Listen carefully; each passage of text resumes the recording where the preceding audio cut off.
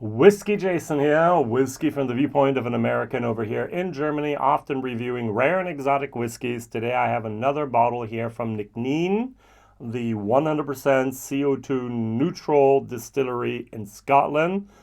The first and maybe the only one at the moment still. We have here Whiskey Base 251836. This is part of the Huntress series. Huntress series means they can experiment, which is kind of cool, to be honest. And we have here 48.5% ABV. The Huntress series 2024 named Orchard Cobbler. We'll get to that for a second. The youngest whiskey in here was distilled in August of 2019. There is older whiskey in here, but not much older, but something that they cannot put on the label or on the website because of regulations. You can only name the youngest whiskey in there. And it was bottled in March of 2024. So it's a 4-year-old product. We have 66% STR cask. Dr. Jim Swan, that helped also distillery at the very beginning, gave them this wonderful device to use, just like Cosworths, just like Cavalan, just like a lot of other Kilchoman, a lot of other places have used STR. Macaloni's from Canada use them. Let's see here. Pure STR casks here. And what happens is you take an old Portuguese wine barrel that has been used, there has been sulfur probably in there, and you scrape out, you shave the inside of it, get rid of all that sulfur influence. And then you re-toast and re-char that barrel. And then you use it in the wine industry. So it can be transported back from Portugal up to Scotland without any sulfur candle put into it. And I like it. From Cosworths, their Founder's Choice was one of my favorite bottles at the beginning from that distillery. So 66% STR, 21% ex-bourbon, and 3% sherry. Not that much. 6,153 bottles. Not bad. Over here in Germany, it hit the market. The recommended retail price was 99 euros. And then it suddenly went almost immediately down to 94 euros 90. All right, now 94 euros 90 for a 4-year-old whiskey is over 23 euros per year. And it's not even cask strength, and it's not even single batch or single cask. 6,000 bottles of this. I think that price escalation has actually hit a tipping point where people are boycotting products like this because they're too expensive. Now, the normal Nc'nean over here costs about 55 to 58 euros. That's a batch product. It's also 4 to some years of age. It's also 48 whatever percent. And that's something I can say, hey, try that. Biodegradable capsule, recycled glass, organic barley. They're using wood pellets, 100% regenerative energy source. They're doing everything right for sustainability. And yet I buy a whiskey not because it's organic or because it's sustainable. I buy a whiskey primarily because it tastes good. And I like to reach to that bottle and have it. Now, the little tins here have gotten so much better. You can open and close them without any problem. They solve the problem of the air getting in and out of that, and I think that's fantastic.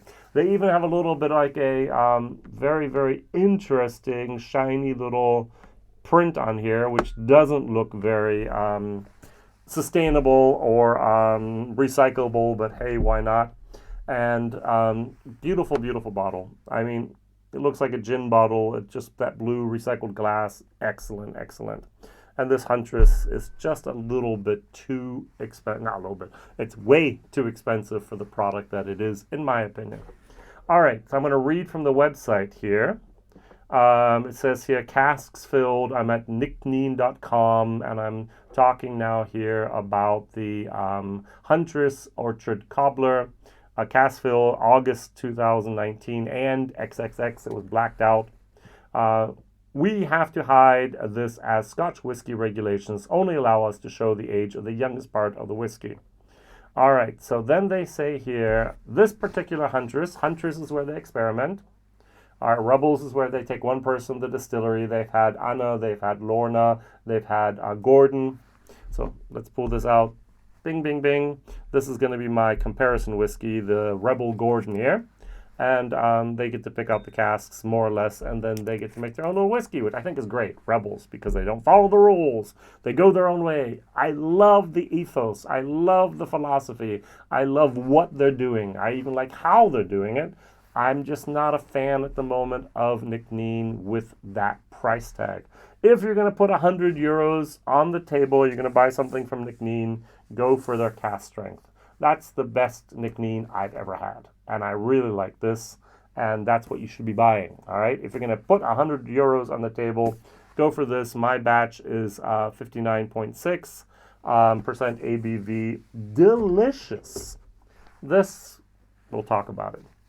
All right. So this particular Huntress release is incredibly unique in that the spirit used is only produced once a year when the distillers cross over from one distillation recipe to another.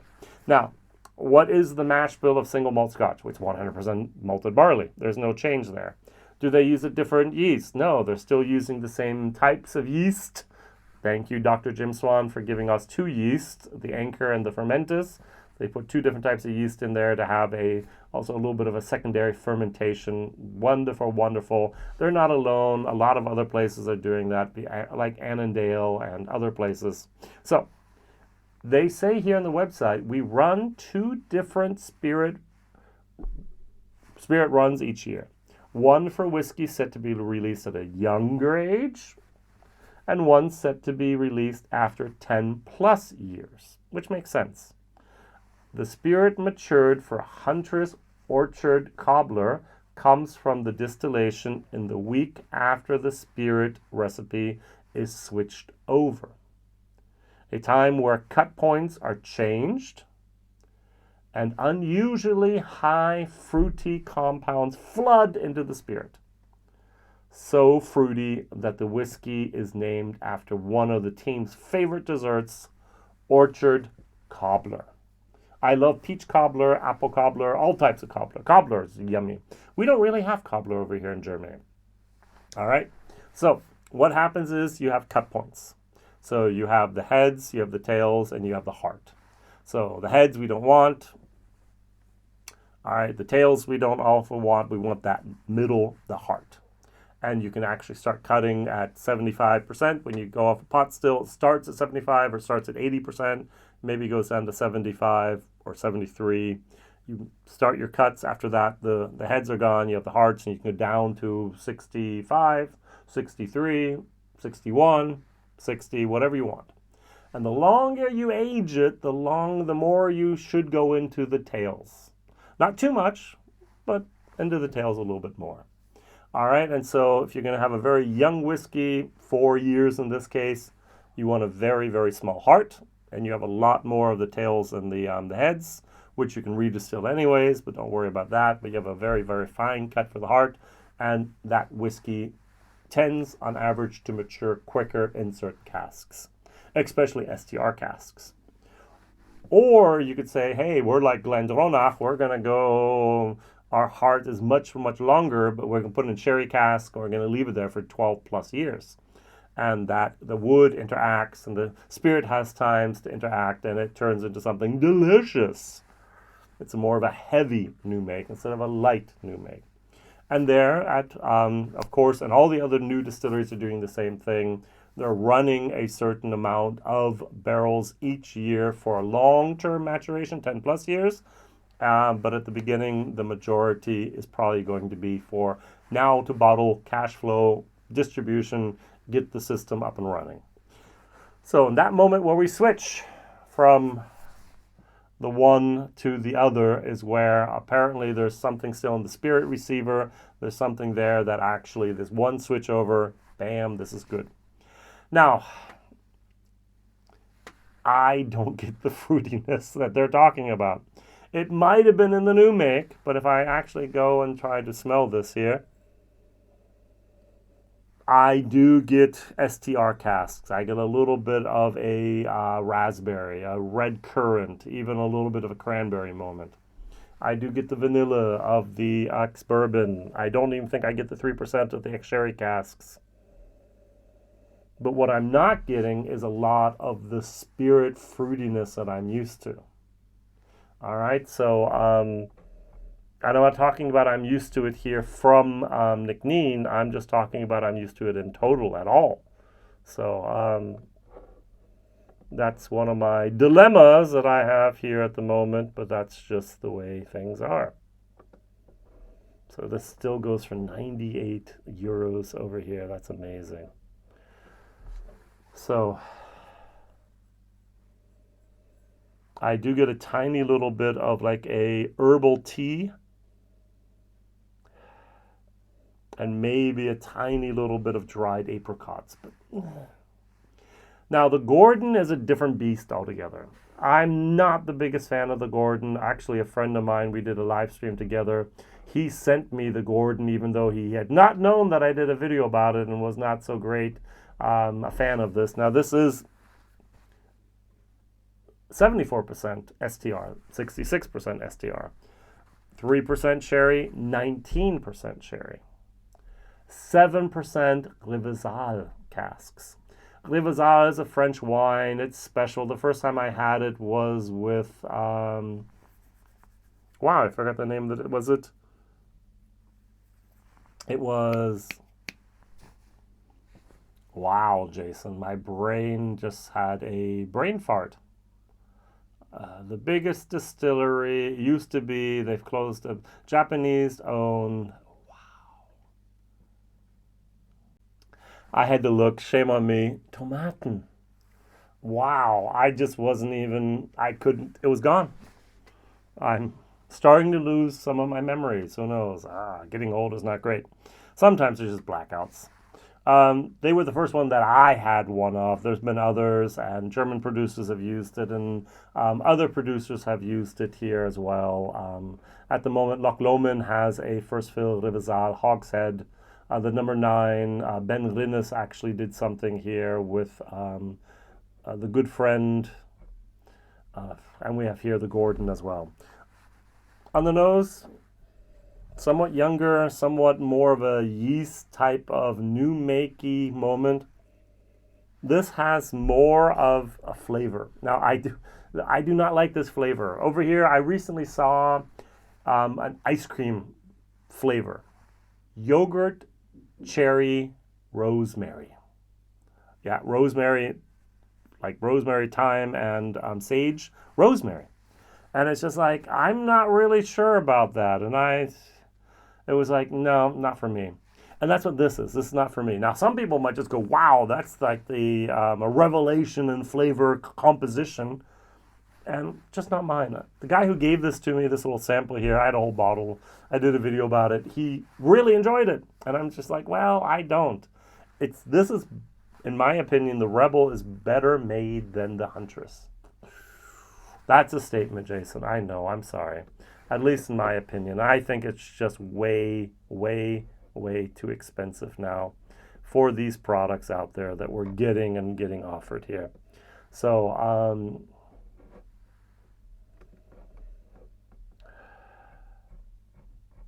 sorry, Annabel. What you're doing, I love. How you're doing it, it's okay. Some of these products are just not cutting it for me. The Rebels, we had, as I mentioned, we have the Annabel, the Lorna, the Gordon, and of the Huntress, we've had here the first Huntress, the Woodland Candy, wasn't a fan of that either, and the Orchard Cobbler. What was the Woodland again? What was the special thing about this? So, okay, the usual Anchor and Fermentus yeast recipe. They used a white wine yeast trial, and they used a red wine yeast trial and threw it all together. All right, so, and that was 65% STR, 35% ex bourbon. Cheers.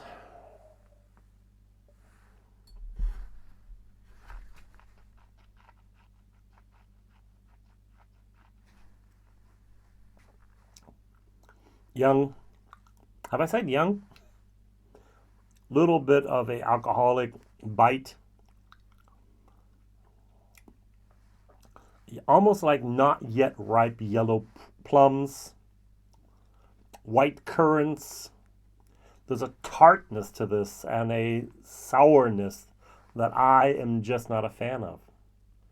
It just generally tastes too young. And then to go ask for a price double their normal.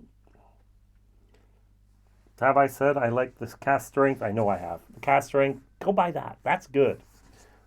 Costs the same frickin' price in Germany as this, €1 less.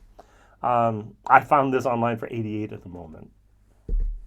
So, the Gordon, this is a C- whiskey, value for money, D-. The Gordon.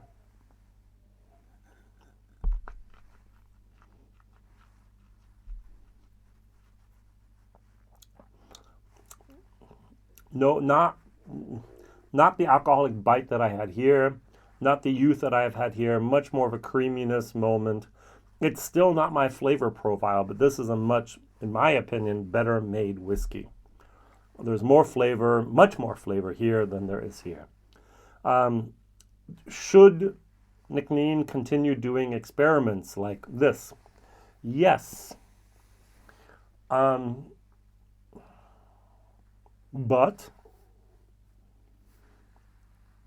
wait 2 more years, not 4 years, but 6 years, and change your pricing strategies, please.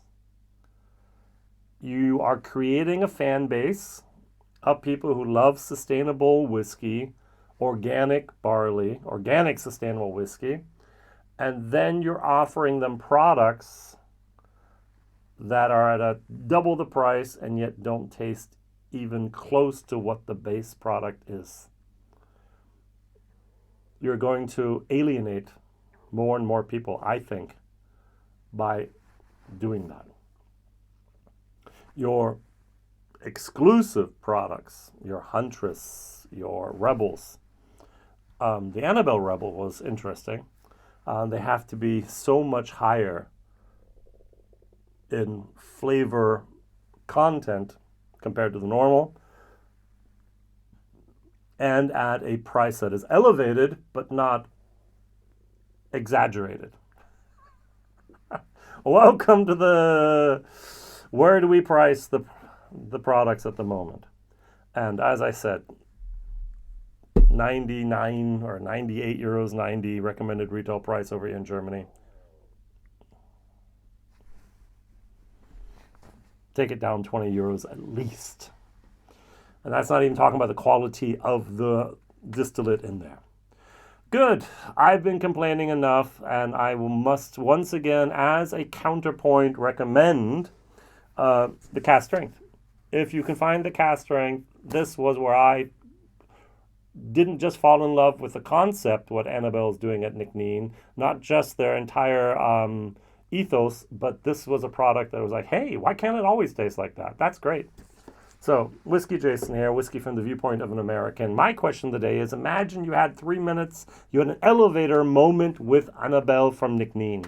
What would you recommend and what would you ask her?